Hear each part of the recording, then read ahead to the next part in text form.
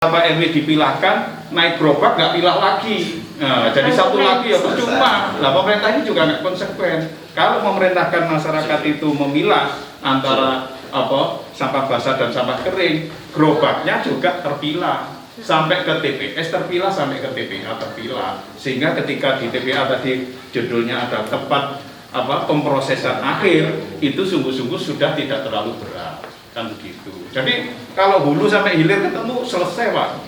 Makanya kalau tadi nyalahkan pemerintah, nyalahkan masyarakat, nyalahkan pihak swasta termasuk rumah sakit, sekarang pada lari kemana kita nggak tahu kok bekas-bekasnya rumah sakit itu. Nah, memang tiga pihak ini itu harus memiliki kesadaran. Jadi perlu penyadaran kepada siapa? Masyarakat. Kepada siapa? Pemerintah. Kepada siapa? Kepada swasta. Siapa swasta itu?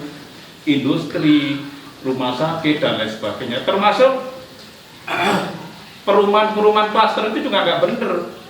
Kalau perumahan klaster itu sama PUPR diizinkan, tapi proses pembuangan sampah juga tidak ditinjau dalam DED-nya perumahan itu, sehingga tidak jadi satu. Makanya kemarin saya kritisi berkaitan dengan MCC itu, bagaimana dengan damkar itu harus jadi satu. Bangun gedung lantai 8 tapi nggak lantai 8 itu kokoh nggak punya untuk beresi itu. Sama dengan bangun klaster perumahan ini. Bangun klaster perumahan ini nggak ada tempat pembuangan sampahnya, nggak ada artinya. Termasuk penyaluran air hujan ini nggak tersalur perumahan karena salurannya ngarep ya tinggoni lebih omong. Ya karena diizinkan. Nah, yang nggak bener siapa? Semuanya nggak bener. Nah, karena nggak bener perlu ada sosialisasi, penyadaran lewat mana? LPMK.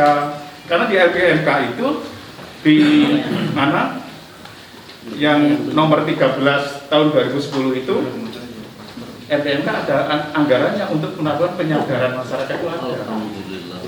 Nah itu yang dikuati oleh Perwal nomor 6 tahun 2018 itu ada anggaran untuk pemberdayaan masyarakat. Dan kalau di LPMK juga ada untuk melakukan penyadaran, kader-kader lingkungan tempelkan di situ untuk lewat LPMK.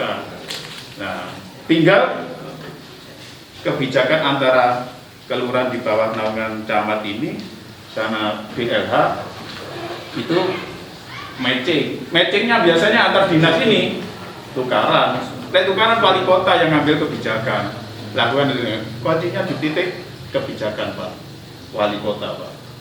Kita diskusi panjang gini, wali kota tidak melakukan langkah-langkah, tidak ada artinya apa. Ya, gitu. Saya kira itu. Beri manusia terhadap tukang sampah. Setiap hari mereka ngambil sampah tanpa ada alat pengaman apapun, mereka ngambil sampah dengan tangan, setiap hari tanpa masker. Coba bayangkan, Pak, dia penyakit itu gampang. Mas, sebetulnya kita tidak mengusulkan itu saja. Kita mengusulkan seperti rumah sampean yang di belakang ada sungai. Itu kecenderungan warga kakak miskin adalah buang sampah ke sungai. Kita mengusulkan warga kakak miskin disubsidi untuk bayar iuran sampah. Iuran sampah kalau di perumahan, Pak, selesai, Pak. Karena mereka mampu.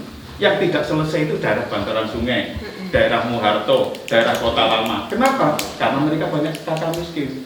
Hitung saja kakak miskinnya berapa, disubsidi oleh pemerintah berapa, mereka bayar berapa. Nah nanti dari rumah menuju TPS, itu subsidi itu namanya ya, aturannya itu per kakak 10.000 bayar sampah. Nanti mampu menggaji geledekan menuju ke TPS.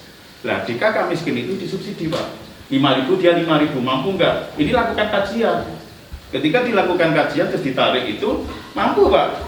Lah akhirnya nggak buang ke sungai. Nggak buang sungai itu karena apa? Nggak ada pembuangan sampah, Pak, di depan rumahnya.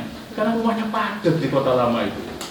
Ya, termasuk di Mergosono padat. Nggak mungkin cepet aja dibuang Namburi, mesti naik.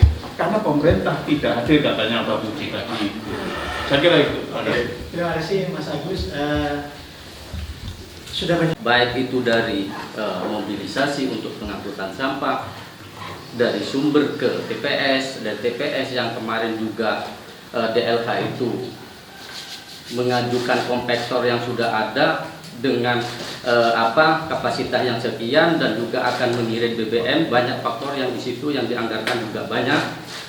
Yang berharap saya dari Pansus Sampah ini mendorong pemerintah adanya suatu inovasi teknologi yang kemarin sudah ada penawaran dari investor kepada kita untuk penanganan sampah ini. Tentunya di samping kita penanganan sampah ini tidak menggunakan anggaran APBD, segalanya disiapkan dari investor, baik lahan, tempat yang dia sudah menyiapkan kurang lebih 6 hektar di sekitaran TPA Cipiturang, Pak ya, dan juga infrastrukturnya juga disiapkan. Dia akan membangun jalan, jembatan yang aksesnya tidak selalu melalui di Jalan Cipiturang. Karena di jalan di situ kalau ada agenda kegiatan warga sehari penuh, bahkan mungkin 2 hari penuh ditutup. Jadi akses untuk pembuangan sampah jangankan berhari-hari, 1 jam pun sudah bermasalah. Jadi dia sanggup untuk memberikan kontribusi dari investor itu, memberikan penanganan pengelolaan sampah yang ada di Kota Malang. Cuman dia berharap saya dikasih sampah untuk mengelola di Kota Malang ini yang saya butuhkan, dan regulasinya yang saya harapkan, mobilisasinya juga disiapkan untuk juga izin semacam itu. Insya Allah kami dari teman-teman kemarin yang sudah bergabung dari undangan investor, DLH juga hadir, Bapeda juga hadir, teman-teman komisi yaitu komisi C yang sebagai mitra kerja penanganan sampah juga hadir.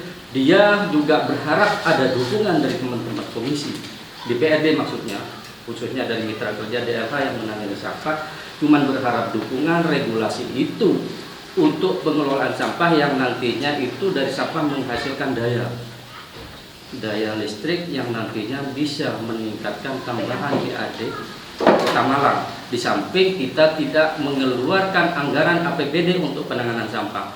Tentunya itu yang kami harapkan, intinya pengelolaan sampah kita bisa menangani tanpa mengganggu anggaran APBD Kota Malang. Sangat bagus, dia siapa? Seperti yang disampaikan sama Pak Patol, sama Pak Fuad tadi semacam itu. Mungkin nanti kita akan dorong dan dia akan kita panggil untuk memaparkan inovasi teknologinya itu yang bisa menghasilkan daya listrik yang nantinya bisa dijual pada masa. Yang PLN yang mengelolanya kita dapat PAD, tambahan PAD. Mungkin itu, selebihnya juga di selain itu juga pemerintah juga memperhatikan fasilitas yang ada di sekitar di wilayah kita. Karena apa? Fasilitas juga gerobak sampai rodanya wis peyok, yang narik juga wis sepuh, wis susah Pak. Susah banget. Itu pun wis peyok sudah ada yang nyuri lagi. Kok bisa ada yang di tempat saya dicuri Pak? Saya tak suruh biarin aja dicuri, sampah gak usah diangkut. Ya, dicuri. Lumayan Bukan sampai itu dicuri. Lumayan berarti. Nah, semacam itu. Kalau kita orang budaya, saya lanjutkan. Perlu difasilitasi. Gerobak itu kalau bisa inovasi lagi, itu jangan bisa kalau yang seperti sering juga disampaikan Pak Fuad, itu harus ada perhatian dari pemerintah. Jangan orang yang disuruh narik, tapi pakai dari tenaga BBM atau biar kita diambil dari tempat-tempat. Kita tidak mau gerobak ini ada manusia, ada orang yang mendorong gerobak zaman sekarang. Apalagi bentuk perhatian dari pemerintah penarik gerobak itu sampai saat ini belum ada. Apa yang belum ada? Tidak ada penyetaraan pemerintah itu memberikan insentif kepada beliau. Kan semacam itu. Kita berharap, kemarin karena saya tidak masuk di unsur pimpinan di DPRD, saya cuma berpesan kepada pimpinan-pimpinan saya, baik komisi ataupun fraksi, tolong disampaikan rasa perhatian pemerintah kepada penarik gerobak berapapun nilainya, yang penting ada rasa bentuk perhatian kepada penarik sampah. Kalau nilainya itu tidak perlu kita lihat dulu. Kita penilaian kalau kita kerja, imbal baliknya kalau sudah hak dilakukan, kewajiban kalau dilakukan, haknya akan berjalan seiring dengan kewajibannya dilakukan. Tapi ini enggak. Warga yang memperhatikan, tapi tidak mengurangi iuran warga, tapi rasa perhatian dan ya berapapun nilainya, saya berharap ada kesetaraan antara pengaji, guru ngaji, menjaga masjid, hansip, itu juga ada rasa perhatian pemerintah. Sementara penarik gerobak sampai dia keringatnya nggak tahu apa sampai cuma sininya aja, apa sampai ngalir di ujungnya sini kan nggak tahu. Nah, di situ juga perlu juga TPS yang ada yang sering juga dikeluhkan dari warga sekitar. Kalau nanti ada ketentuan jam sekian harus bersih. Karena banyak Pak numpuk sampai jam 9 pun dan mengganggu jalan itu masih tertumpuk di situ. Contoh di Samaan, Lapang penjara. belakang penjara banyak. Itu harus kita perhatikan untuk Iya, kalau ada. Iya. ya pembecahannya atau adanya penambahan TPS. Jangan numpuk. Ada di sini yang nggak punya TPS. Bahkan yang TPS pun ada itu banyak gugatan untuk ditutup. Iya toh. Karena nggak mau. Nggak mau. Kasih TPS. Tapi kalau ada inovasi untuk menguntungkan di daerah warga sekitar, insya Allah bisa menerima. Mungkin itu Pak. Dan saya terima kasih. Assalamualaikum warahmatullahi wabarakatuh. Terima kasih. Assalamualaikum warahmatullahi wabarakatuh. Yang saya hormati rekan-rekan dari Malang Pos dan juga Bapak Jainul.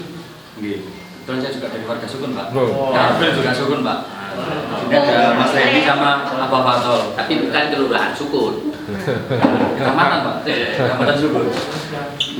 Dan Mas Sudiro. Menarik diskusi yang sore hari ini kita lakukan banyak Enggak saya. apa ya istilahnya kami mendapatkan ide-ide untuk memasukkan di dalam perda. Tadi sudah disinggung sama Bapak Fatol, ada Mas Fuad terkait muatan-muatan dalam perda, ada hak dan kewajiban yang dari itu, dan juga saya sangat setuju dengan Mas Nubio terkait pengurangan sampah plastik ya Bu ya, karena saya tahu Pak, ada orang gadang itu juga pernah bilang sampah plastik ini Mas penguraiannya berapa tahun itu nggak bisa diurai, 100 tahun mungkin Ya. baru. Iya. Kami untuk penurunan perda ini ada kajian dan muatan, misalkan permasalahan apa yang dihadapi dalam kehidupan di masyarakat. Satu itu, terus mengapa peran perda ini perlu. Yang ketiga, apa yang menjadi pertimbangan, istilahnya dasar filosofis, sosiologis, yuridis dan pembentukan peran perdanya tersebut. Dan apa sasaran yang diwujudkan, ruang lingkup pengaturan, jangkauan dan juga arah pengaturannya. Ya seperti itu. Oke. Permasalahan sampah ini merupakan permasalahan klasik bagi saya. Permasalahan yang lama yang mungkin dengan perda ini saya berharap ada efektivitas istilahnya dari masyarakat sendiri terkait pembuangan sampah yang begitu tidak bisa dimonitor. Ternyata mulai yang disampaikan sama Mas yang disebut tadi benar Pak. Satgas yang kita adakan di situ dan juga kader lingkungan ini kalau memang tidak ada intensif ya terus jarang mau kayak gitu ya bapak buatnya sama. Tapi dengan adanya perda ini mungkin bisa Pak aturan sanksi bagi siapapun yang melanggar dan sengaja membuang sampah sembarangan, dan perda yang mengatur tentang pengelolaan sampah dengan tujuan untuk meminimalis kegiatan pembuangan sampah secara sembarangan. Saya yang di Pak Jainul bilang tadi juga apa ya sangat bagus Pak kalau memang kita menguatinya nanti di perda untuk masalah pembuangan sampah. Karena apa? Sampah di sungai ini, karena bagi saya sungai ini adalah satu sumber kehidupan, awal dari sumber kehidupan. Karena di situ banyak Pak kalau misalkan kita bikin destinasi wisata ataupun perekonomian tambahan melalui sungai, kalau sungai itu bersih kan malah bagus. Ini seperti ini. Iya Pak. Mungkin ada enggak Pak seperti ini Bu apa tempat pemancingan ya kan di Sukun kan juga ada tempat pemancingan dari 14.000. Lepas dia kan ada. Iya, lembar dia itu juga di belakangnya Sukun itu. Mungkin itu saja Pak yang bisa saya sampaikan. Oke. Perannya Pak Muhaimin juga penting. Sudah banyak yang disampaikan beliaunya. Sebenarnya saya juga punya catatan sampai setengah kertas lebih ya. Cuma kalah disik. Ya kabeh sudah disebutkan sampai bisa dijelaskan. Jadi saya sifatnya ya kompleksitas masalah sampah saya pikir sudah kita tahu sendirilah. regulasinya, perdanya ya wis ono wis tahu, walaupun udah berlangsung 4, 5 tahun, 6 tahun yang lalu, yang perlu direvisi dengan kondisi saat ini. Dan dari apa yang disampaikan daripada Bapak Ibu semua, yang menjadi acuan utama saya bagaimana bukan dari sisi sistem pengelolaannya, bukan dari sisi sistem pemrosesan sampahnya, bukan. Kalau pemrosesan sudah disampaikan tadi ya, setelah sirkulasi dari sumber ke TPS, ke TPA, pabrik atau semacamnya, diproses secara composting atau mungkin diberdayakan agar muncul produksi gas atau mungkin penunjang produksi lain dari craft atau semacamnya. Itu saya pikir masalah teknis. Yang lebih utama urgent adalah gimana tingkat kepedulian, empati yang tinggi dari masyarakat ya. Pada perda, aturan dan semacamnya, kepeduliannya kurang, percuma. Peduli bisa muncul sebagian lewat kesadaran sosialisasi yang intens, sebagian lewat peraturan yang tegas. Sekedar wis nunggu kesadaran masyarakat ya lewat, kadang-kadang mungkin diawasi ya di depan, mohon maaf, tempat ibadah, tempat kantor gitu, kita bisa menjaga kebersihan, tapi begitu nyelindung dek gang sebelah got buat sembarang. Nah, bener ya, kepedulian yang harus dikawal bener dengan yang namanya perda. Perda bisa berjalan, terutama perda yang tegas, bila ada polisinya, ada pengawal atau pengawasnya.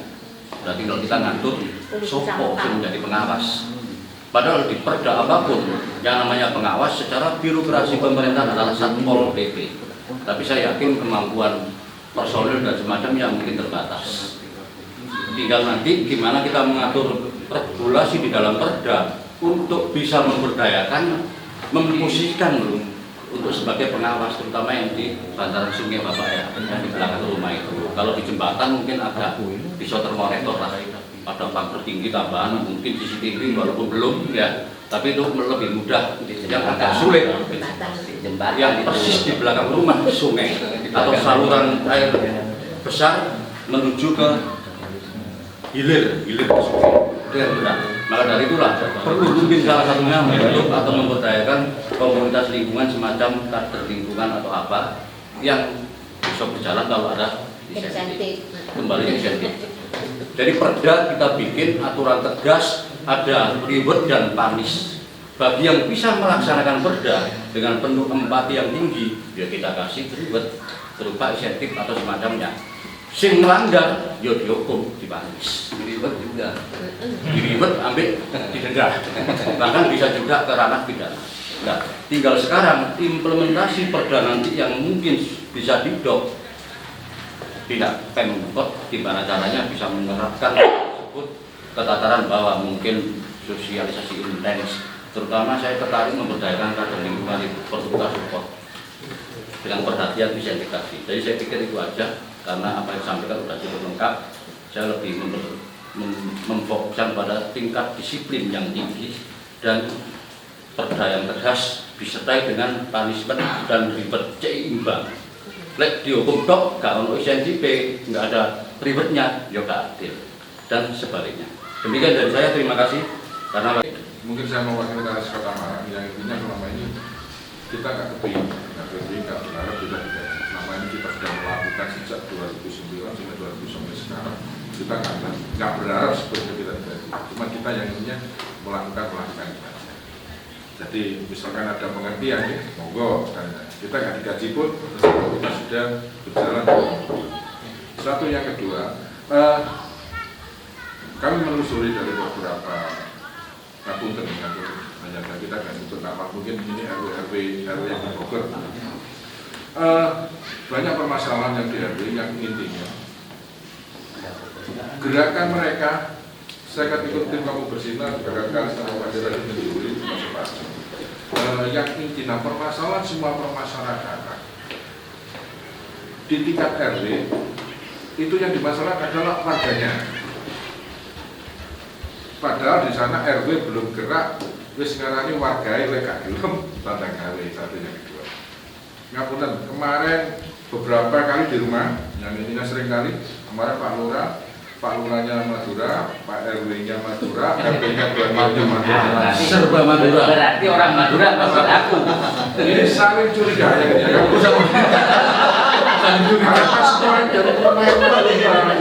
Luar biasa. Kita. Berarti langsung deh. Kan gitu. Yang punya alas semuanya. Untuk menjadi motivator tentang lingkungan saya kira gitu. Jadi mohon itu yang sampaikan yang intinya, kalau memang kita bersosialisasi dengan pemerintah dan bapak-bapak DPR, semua gerakan harus berjalan. Kalau di RW, mulai kader lingkungan, mulai RW, mulai PKK, mulai temu warga, temu RT, kita selalu menyampaikan tentang lingkungan.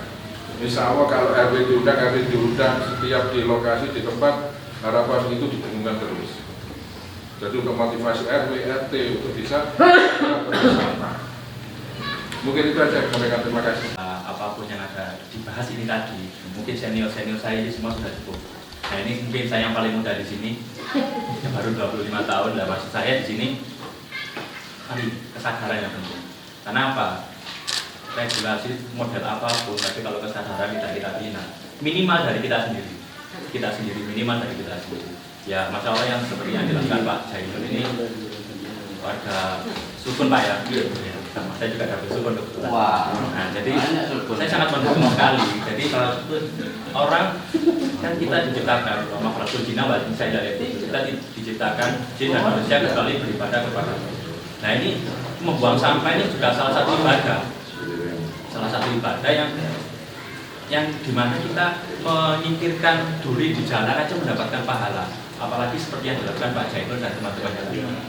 Dan minimal hal kecil apapun ya, mungkin yang merokok ya, itu kan dari hal kecil dibuang ke tempat sampah, bukan di tempat sembarangan. Itu minimal. Seperti yang dilakukan Pak Sudiro, minum pakai gelas plastik Tupperware itu.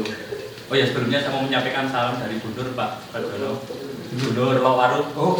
Jadi tetap salam nih dengan. Jadi kurang lebih Gak ada salam balik. sama Duri.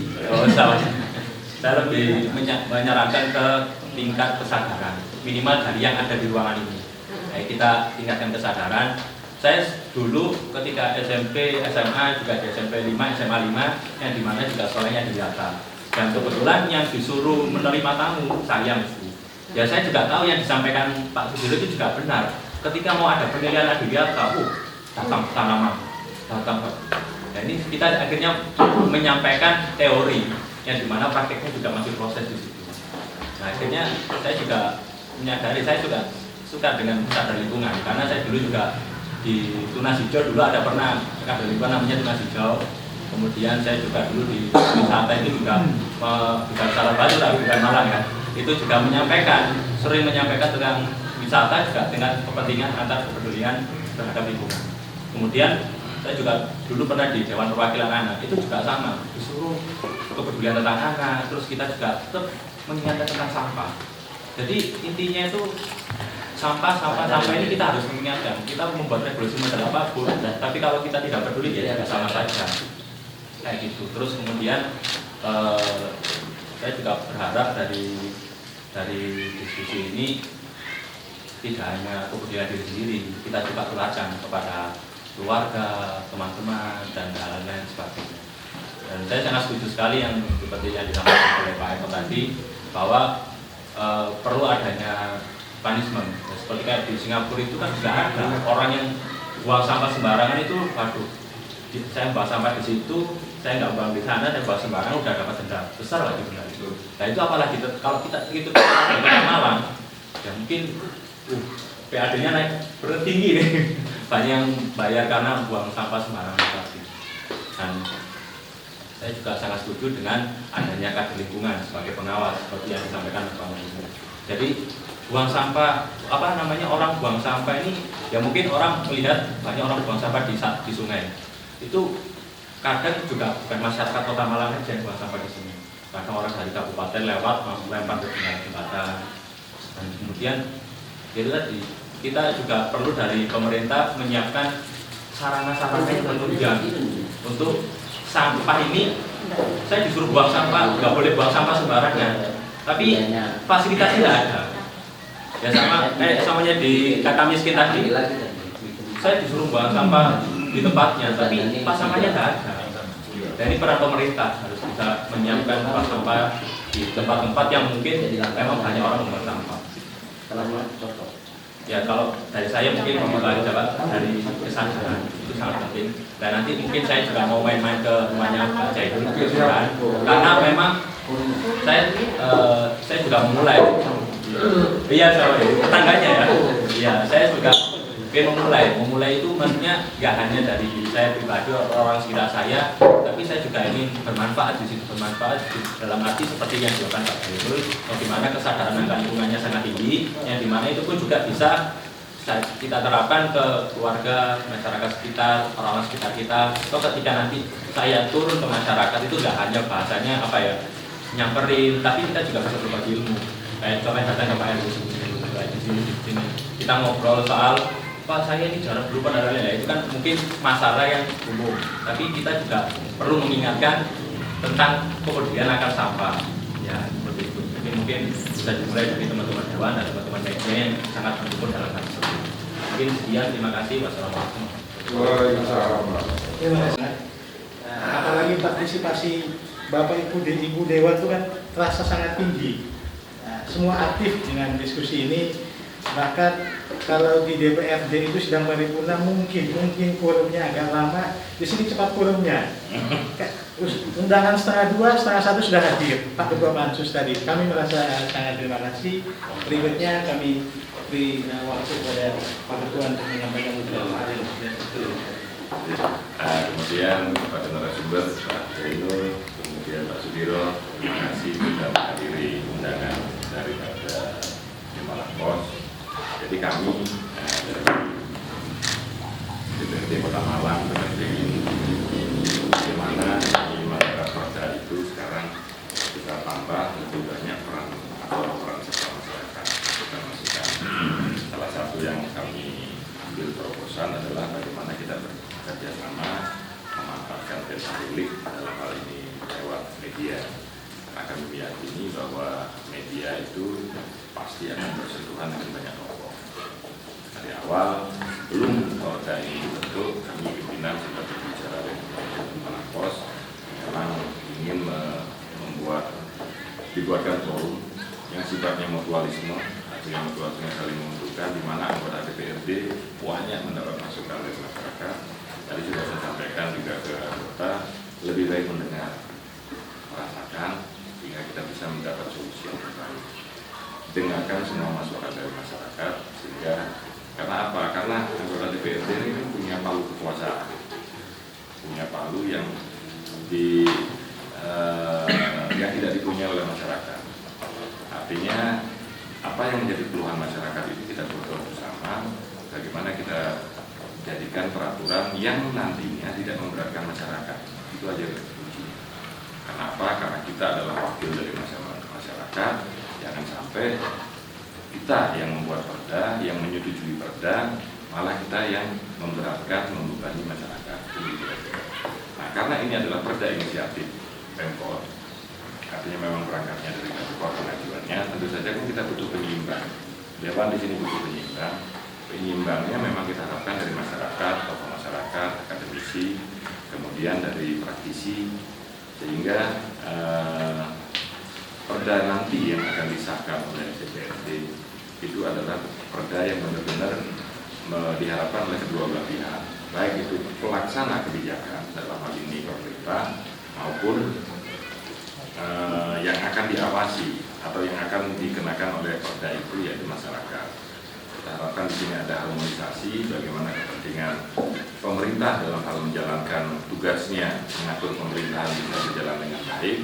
Terus kemudian bagaimana masyarakat pun diatur tidak merasa berat, karena bagaimana kita ingin bermasyarakat, bernegara, berbangsa itu kan dengan enjoy, dengan rasa bahagia, dengan rasa nyaman, sehingga tidak ada tekanan-tekanan.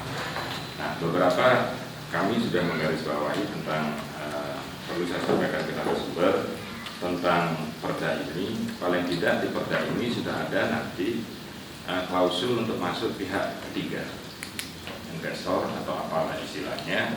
Artinya sekarang sudah kita harus mulai melihat permasalahan yang ada, bahwa segala sesuatu memang harus diserahkan pada ahlinya. Kalau bukan ahlinya yang mengelola, sudahlah hasilnya tidak akan bisa memuaskan semua pihak. Kemarin kita mencoba di Perda Kepemudaan lewat Pora, bagaimana aset-aset Pora, pemuda dan olahraga yang selama ini mangkrak, yang diminati oleh pihak ketiga tapi tidak bisa masuk karena perdanya, ada retribusi dan lain-lain. Dan itu ternyata 4 perda yang dikeluarkan ini semua kait-mengkait. Ada perda jasa usaha umum, jasa usaha, retribusi umum, jasa usaha, kemudian ada kepemudaan dan sampah.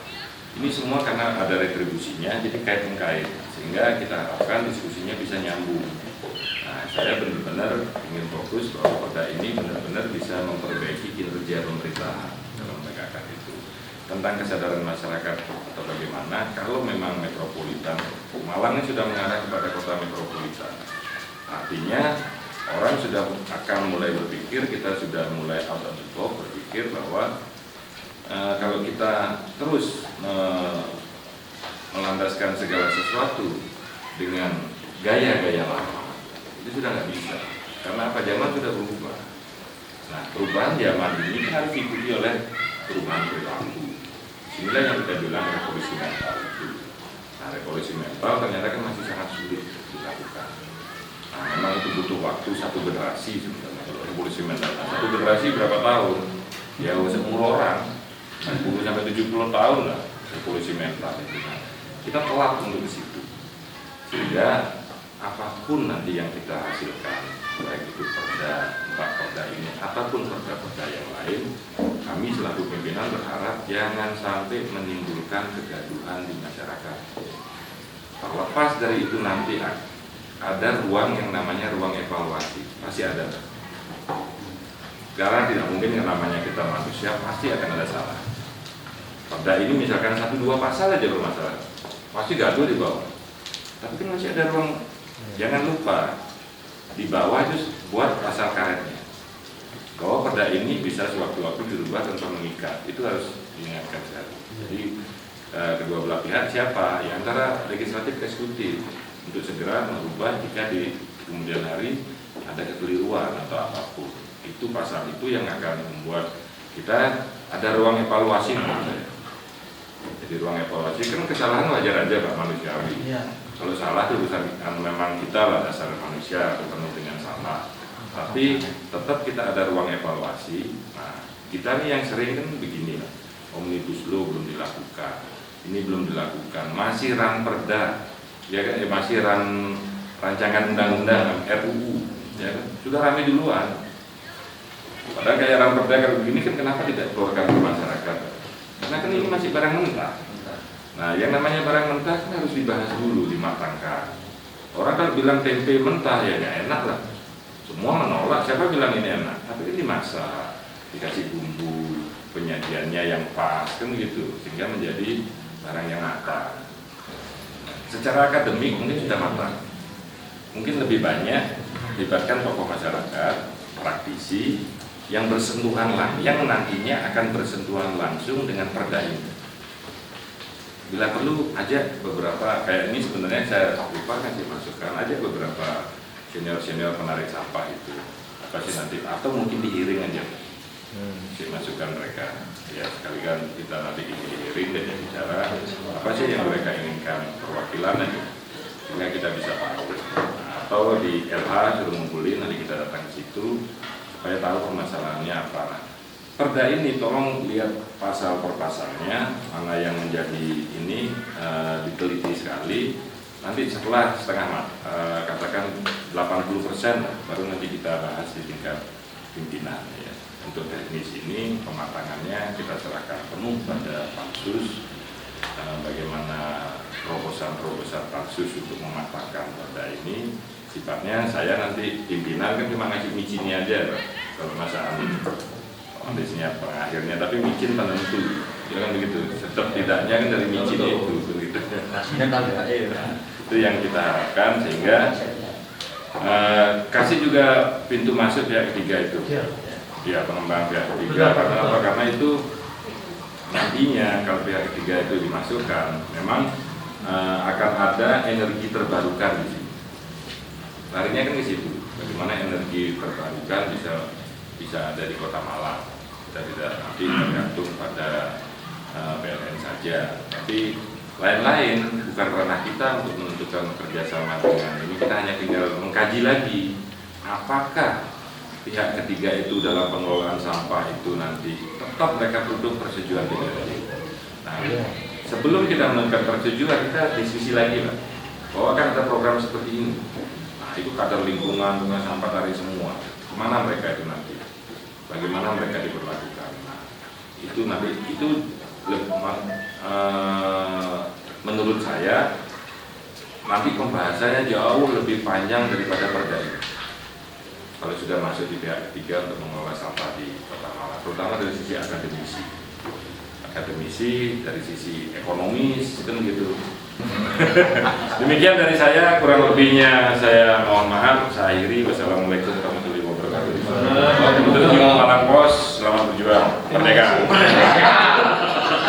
Diskusi dari diskusi ke diskusi itu mensyaratkan harus ada diskusi lanjutan lagi. Iya, betul. Saya kira Bapak Dewan setuju. Kita akan bertemu pada diskusi-diskusi lain dengan tema-tema menarik lainnya dengan narasumber lagi. Tanpa memanjang kata dan tidak memberi kesimpulan pada diskusi ini, karena diskusi ini akan menjadi bahan tulisan kami sebagai masukan kepada DPRD Kota Malang, juga akan ditayang di New Malang Channel. Nah, yang dari tadi direkam, nanti akan kami informasikan pada saat penayangannya. Oke. Saya pikir saya senada dengan Bapak Dewan bahwa ikan separ, ikan gabus, terima kasih banyak. Sebelum diskusi ditutup nanti setelah kita tutup diskusi ini kita foto bersama di sini. Dengan demikian diskusi saya akhiri. Selamat sore. Assalamualaikum warahmatullahi wabarakatuh.